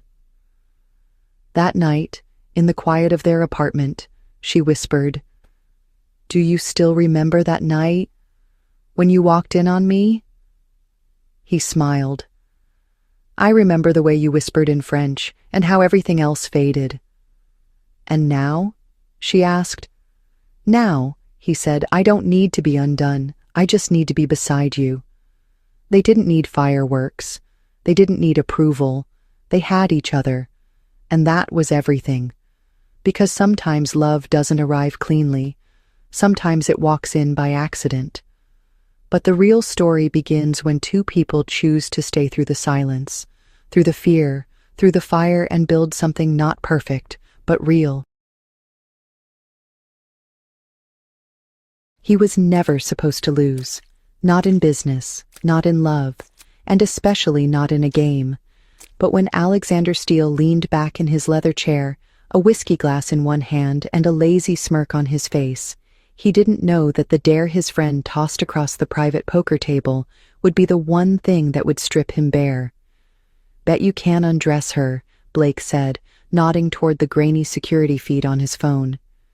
It was late, the after-party had died down, and they were in the billionaire's high-rise penthouse, surrounded by the spoils of wealth, crystal chandeliers, marble floors, and enough champagne to drown regret. Who?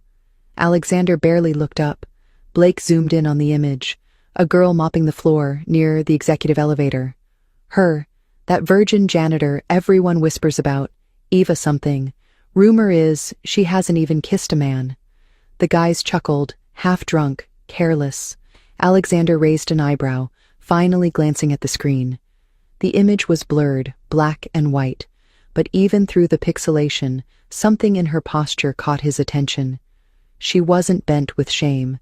She moved like she belonged there, even if her uniform said otherwise. "Undress her?" he repeated, swirling his drink. "What is this, high school?"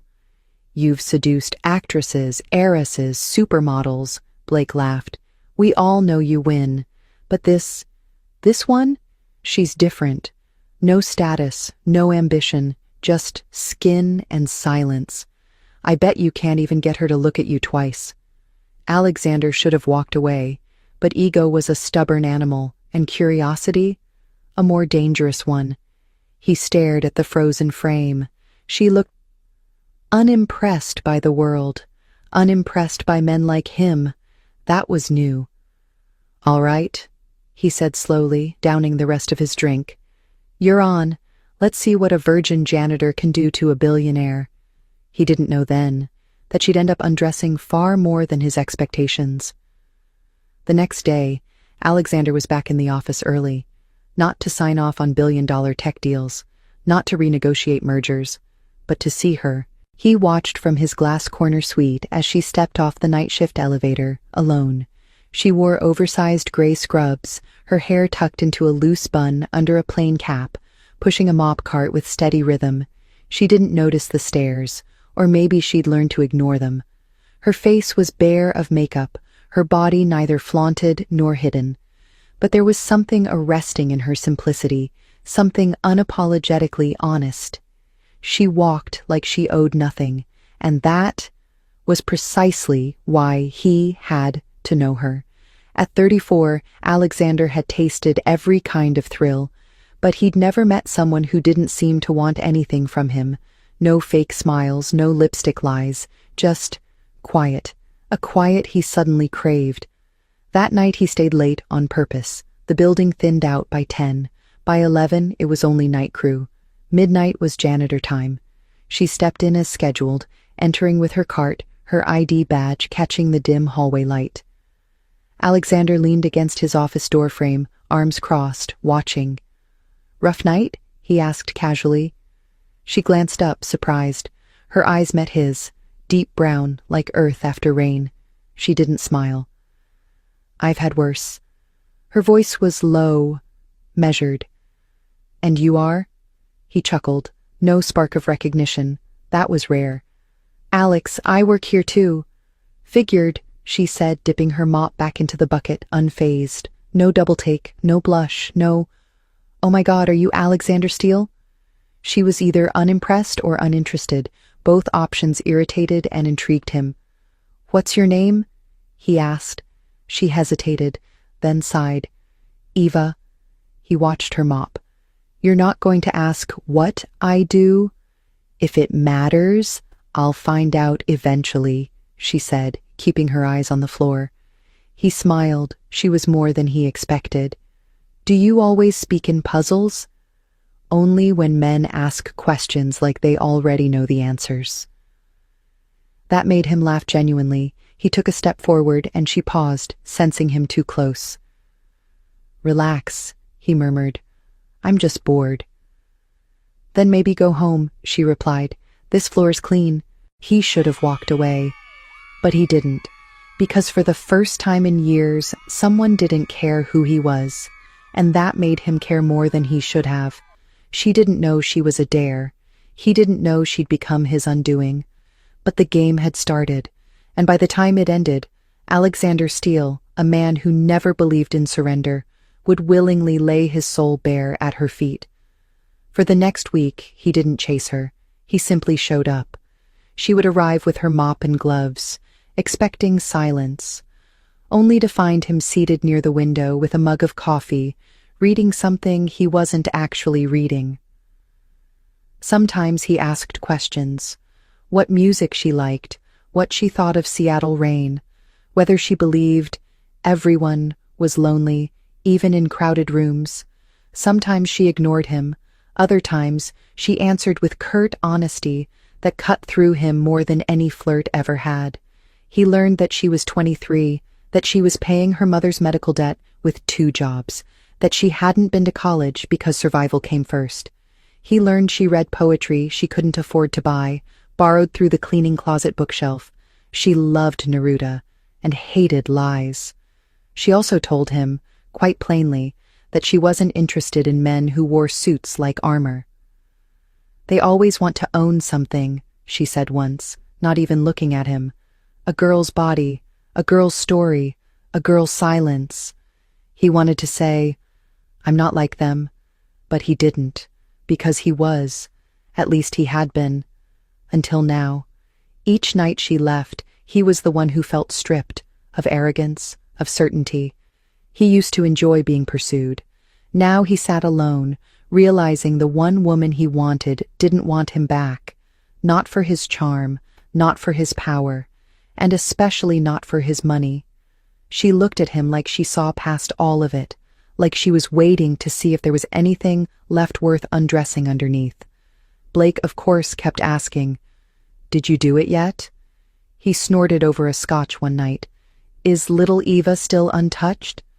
Alexander didn't answer, not because he couldn't, but because suddenly the question felt stupid. She wasn't a virgin to conquer. She was a mirror, one he hadn't dared to look into until now, and it terrified him. The turning point came on a Friday night. A security glitch caused a brief lockdown on the top floor. The lights flickered, the elevators stalled. Alexander was in the office. So was she.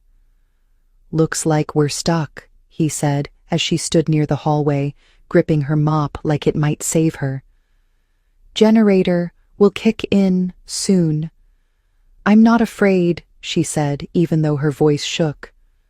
"I know," he replied softly, "but maybe I am." She looked at him then, truly looked, and saw past the tailored shirt, the sculpted jaw, the wealth. His eyes were tired, not from work, from carrying too much of something unnamed. "Why are you doing this?" she asked. "Talking to me? Watching me mop your floors like it's a performance?"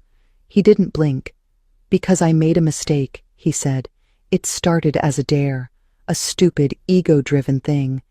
But then I saw you, and it wasn't about that anymore. I don't want to undress your body.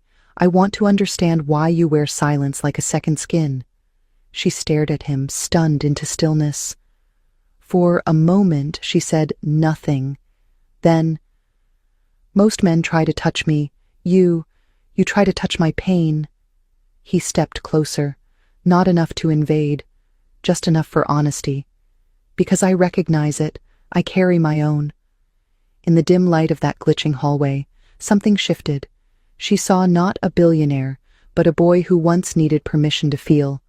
He saw not a virgin janitor, but a woman who chose herself in a world that wanted to steal everything from her. She lowered her eyes and whispered, "You're undoing everything I believe about men." He smiled gently. "And you're undoing everything I believe about myself." He thought he'd strip her defenses.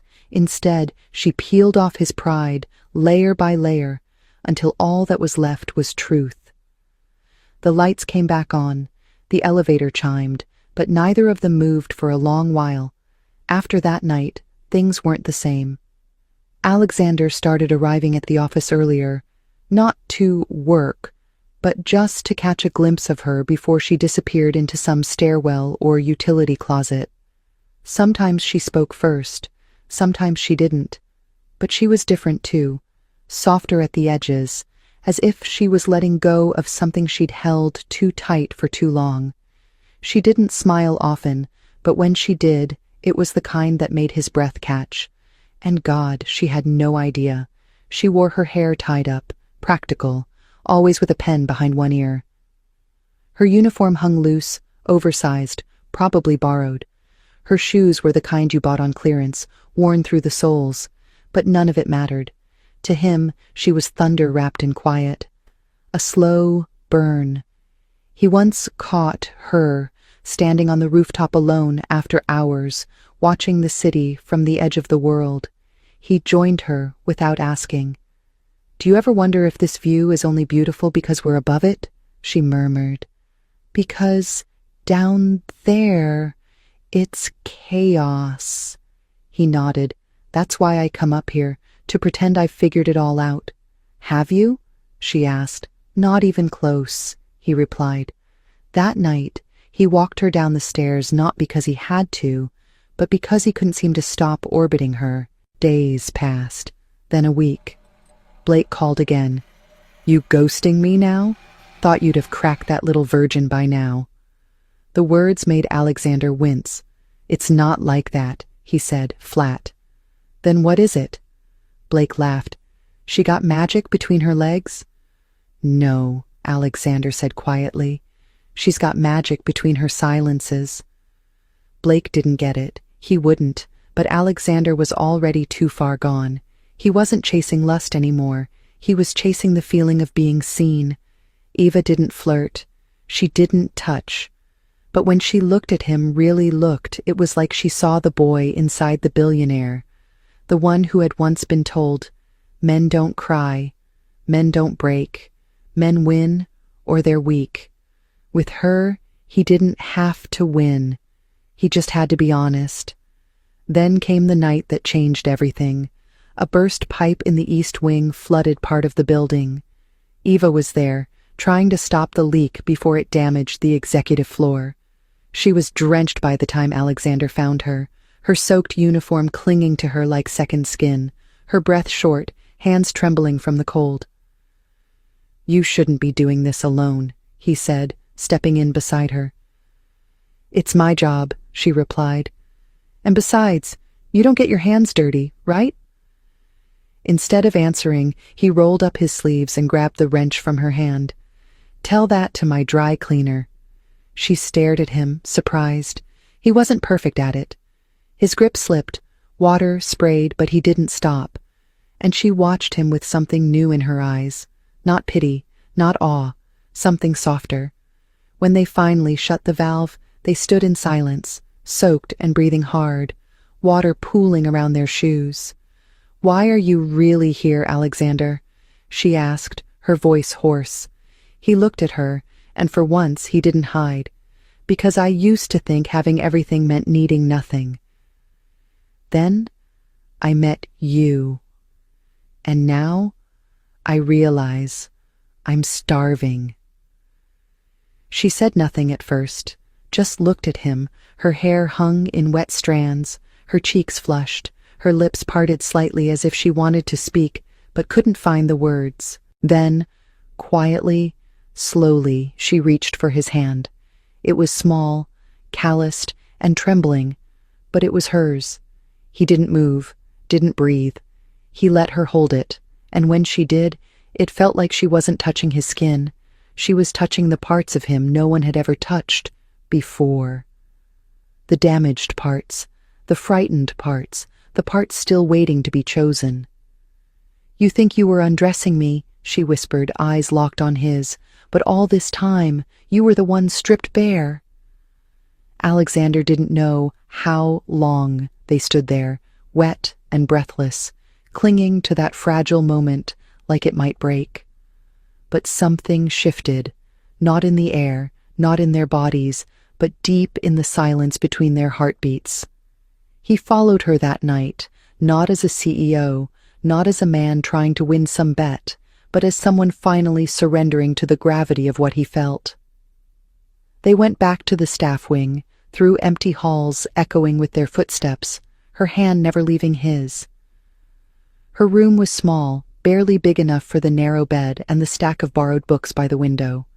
She lit no candles, played no music, made no excuses for the peeling paint or cracked tiles.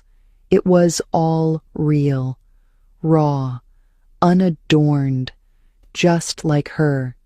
She sat on the bed, pulled the towel from her hair, and stared at him, not with expectation, not with invitation, but with something braver, permission. "You can leave now," she said, voice steady. "Or you can stay. But if you stay because you see me." He stepped closer. "I do." She didn't look away. "No, Alexander. I mean the parts I've spent years trying to hide. The girl who still cries when she hears her father's favorite song. The girl who grew up being told she wasn't enough. The girl who didn't give herself away because she thought no one would stay afterward." He knelt in front of her, hands on her knees. "Then let me be the man who stays." Her breath caught, trembling on her lips, and when he leaned in not to kiss her, but just to rest his forehead against hers, it was the most intimate thing either of them had ever known. They didn't undress in a rush. There was no urgency, no conquest, just hands and eyes and time. She touched his chest not like a lover, but like an artist discovering texture for the first time. And when he finally slid her shirt over her shoulders, he did it the way someone would peel back a curtain to see sunrise. "You're beautiful," he said. She laughed, almost sad. "No, I'm not what you're used to." "Exactly," he whispered. "You're better." Their bodies met like puzzle pieces, not perfectly, but with that aching satisfaction of things finally falling into place. And afterward, in the hush between midnight and morning, she curled into him, her breath warm against his throat. He didn't speak, he just held her tighter, as if afraid she'd disappear. But she didn't. She stayed, and for the first time in years, so did he. He didn't check his phone, didn't think about shareholders or meetings or Blake's smug voice. All he thought about was how fragile she looked when she slept, and how invincible she made him feel just by trusting him. At dawn, she stirred. "You're still here," she murmured. He kissed the top of her head. "I told you I would be." "You don't even know everything about me," she said. "Maybe I'm not who you think I am." He smiled into her hair. "Good, because who I think you are scares the hell out of me, in the best way." She lifted her face, her eyes unreadable. "What happens now?" And Alexander, billionaire, breaker of hearts, who once treated emotions like a weakness, said the most dangerous thing of all. "Now, I stop pretending this was ever a game." The Monday morning after their night together, Alexander didn't show up at the penthouse boardroom. For the first time since founding Ashcroft Industries, he canceled a meeting with investors. Blake called twice. Alexander didn't answer. He stayed in the staff wing, sitting at the foot of her bed, watching her braid her hair in front of the mirror, with sleepy eyes and soft humming.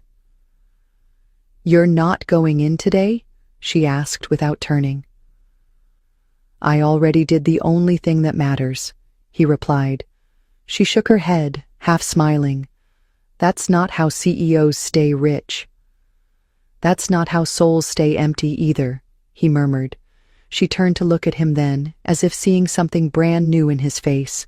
And maybe she was. Because the man who sat in her room barefoot, shirt half-buttoned, eyes warm with something close to reverence, wasn't the Alexander everyone else knew. He wasn't the wolf who played at loyalty only when it served him. He wasn't the man who saw women as currencies or distractions. He was hers, even if neither of them said it aloud. But the world wasn't made of rooms like hers.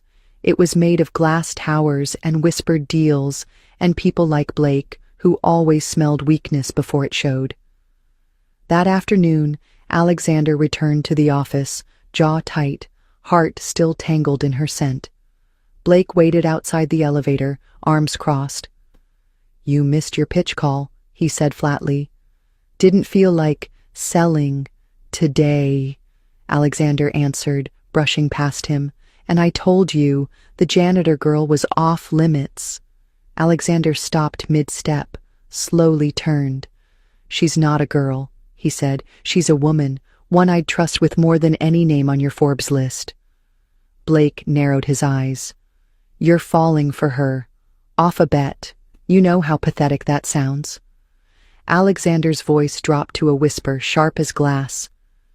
"You know what's more pathetic? Thinking love is weakness. I used to believe that too, until she undressed more than just my body. She undressed every part I've tried to hide, every lie I built this empire on, and I've never felt stronger." Blake scoffed and walked away, muttering something about loyalty and fortune. Alexander didn't follow. He just exhaled slowly, knowing exactly what needed to happen next. That night, he didn't return to the penthouse. He returned to her. She was barefoot in the kitchen, wearing one of his old shirts she must have found in the laundry. Her hair was down, eyes tired but gentle. "Back already?" she asked, surprised. He nodded. "I need to ask you something." She arched a brow, but said nothing. "Did it mean something to you too? What happened between us?" She looked at him for a long time. "I don't sleep with men to win games, Alexander. I don't undress to feel seen. I gave you something I hadn't given anyone, because you made me believe, just maybe, I wasn't invisible anymore." He stepped forward, took her face in both hands. "You've never been invisible. I just hadn't learned how to look." Then came a silence that wasn't empty. It was full of unsaid things, of two people standing on the edge of something they couldn't take back. "And if I told you," he whispered, "that I'm not just ready to lose the game, I want to burn the rule book?" Her breath hitched. "Then I'd ask what happens when the flames die out." "Then I'll stay," he said, "and build something new. With you." For the next few days, the world outside her small apartment seemed to blur. Alexander stayed, slept on the couch, though she quietly knew he was only pretending to be asleep. In the mornings, he made coffee without asking how she liked it, and somehow got it right. In the evenings, they cooked simple things together: pasta with too much garlic, grilled cheese that always burned at the edges, and once, pancakes for dinner. It felt absurdly domestic, dangerously intimate. But in that bubble of time, it also felt like freedom. One night, as she lay curled beside him on the couch, watching an old movie neither of them cared about, she whispered, "I still don't understand why me." He didn't look away from the screen as he said, "Because you didn't ask for anything, but gave me everything.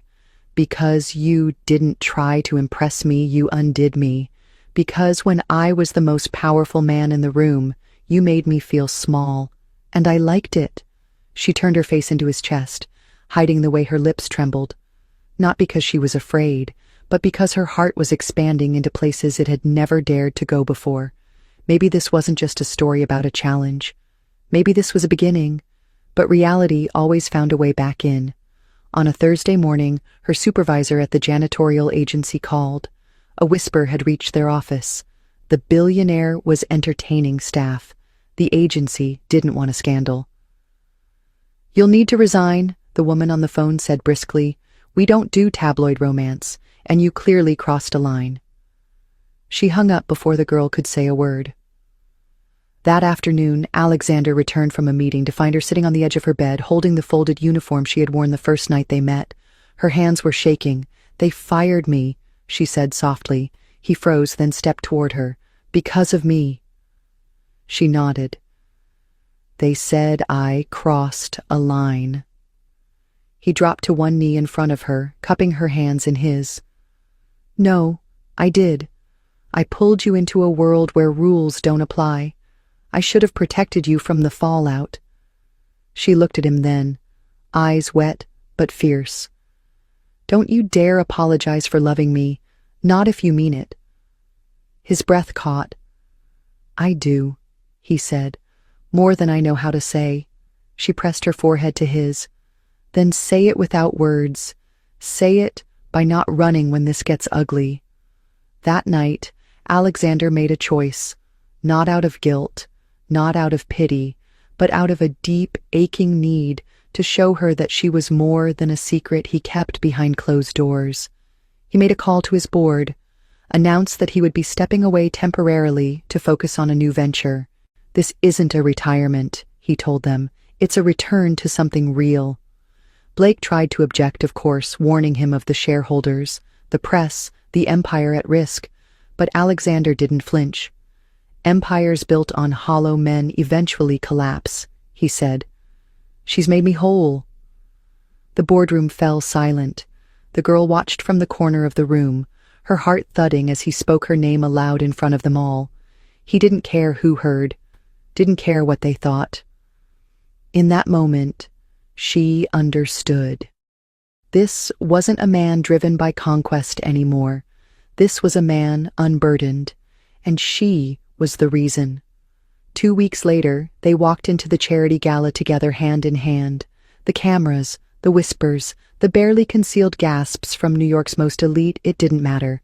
He had made his choice, and she was no longer a challenge, no longer a dare, no longer a secret.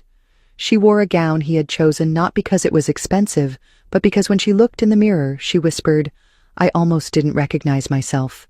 And he replied, "That's funny. I've never seen you more clearly." The room parted around them like water as they passed, and yet she stood straighter than ever, chin up, fingers laced tightly with his. They paused in front of the press wall, and when a journalist dared to ask, "Mr. Grayson, is this your date or your employee?" Alexander didn't miss a beat. "This," he said, turning to her, "is the woman who taught me how to feel." And then he kissed her. Not for show, not to prove anything, just because he needed her lips more than the next breath. That night they danced beneath a sea of chandeliers. She was still shy, still unsure of how to glide in heels, but in his arms she moved like she belonged. When the music softened, he leaned in and whispered against her ear, "You undressed my soul the moment you looked at me like I was just a man, not a title, not a wallet, not a challenge." She pulled back just far enough to meet his eyes and said, "That's all I ever saw, a man who needed someone to see past the armor." They didn't stay long. He wrapped his jacket around her shoulders and led her outside, the city glittering behind them, but her hand was all he needed. In the back of the car, she rested her head against his chest, the steady rhythm of his heart grounding her in a life she never expected. "What happens next?" she asked quietly. "We live," he said, "not as a billionaire and a janitor, just as two people who found something real in a world that tries to fake everything." Later that night, as they lay together, no titles, no power plays, no games.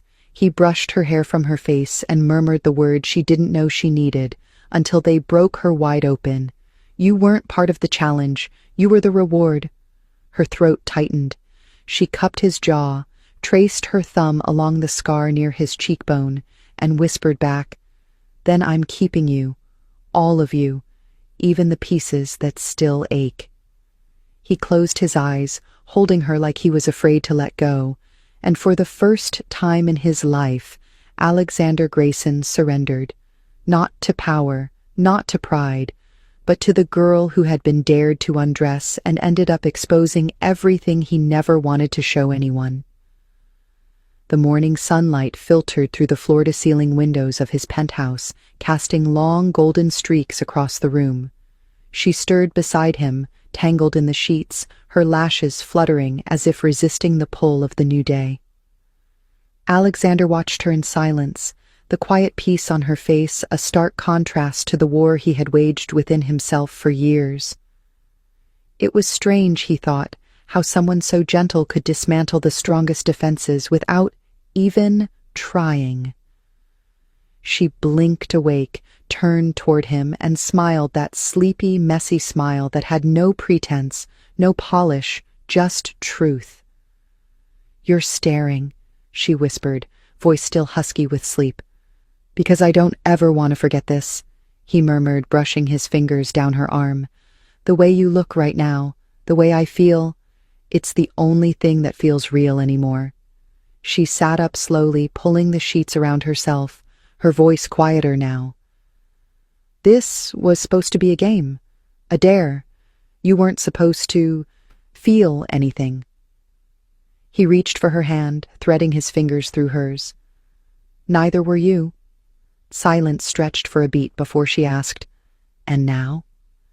He leaned in, resting his forehead to hers. "Now, I feel everything." She pulled back slightly, her eyes searching his. "Do you mean that?"